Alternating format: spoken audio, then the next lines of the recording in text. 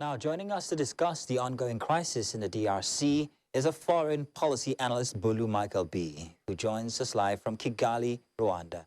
Bolu, once again, thank you for joining us this afternoon. Let's talk about this mess which these countries find themselves with tensions rising in the DRC. How likely is it that the crisis could spiral into a full-scale regional conflict, as many fear, given the involvement of other East African countries like South Africa as well and Malawi?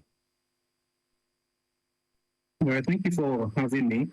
The issue is supposed to be strictly between Congo and Rwanda, but we are seeing external forces or states, being involved. So it has already escalated, and there's a chance that it may escalate further, because these countries, they have a stake in the economy of Congo. They have a stake in the resources, the things like that. They operate in the country, so they are getting involved because of to protect their own interest. And South Africa, they are not even they're not even part of the East African community. South Africa is in Southern Africa, same as Malawi. But these countries are involved. The SADC as well as deployed troops, to Congo. So the risk of it escalating is quite high because of the various alliances in this crisis, and also respective rivalries that have existed for many years. So Rwanda has been accused of supporting the M23 rebels. So if regional and international bodies intensify their push for accountability, what political repercussions could this have for Kigali? Rwanda is very strong when it comes to its reputation. They don't joke with their reputation at all. So the allegations that puts the country in a precarious situation. And if the regional and international bodies begin to ask for greater accountability from Rwanda, Rwanda may find itself being punished with maybe sanctions or isolations or damaged reputation. So this allegation kind of undermines Rwanda's effort in, portraying itself as a stabilizer in the region. So in your view, what diplomatic measures must Rwanda and the DRC take to prevent further destabilization? All right. Every challenge has a root cause. I mean, this back to the time of King Leopold. This is the issue. Then the Tutsi and Hutu genocide. It has its roots. And if both leaders have to commit themselves to finding the solution to the root causes, and they need to negotiate, and they must begin to implement the accords that have existed. It's not like there's no framework for peace in this crisis. We've had the Rwanda Accord. We also had the Nairobi Accord.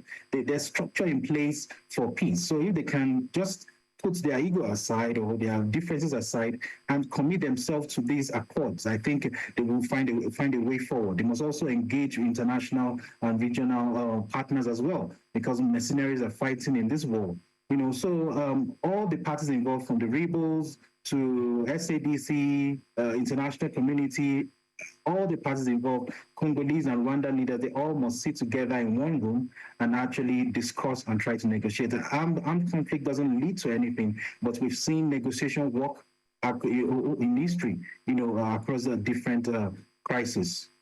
It's very interesting to see both gentlemen sitting down together here. And I'm glad that you actually raised or brought in the issue of history. Is it actually history? You talked about King Leopold and the confusion he might have left these countries in.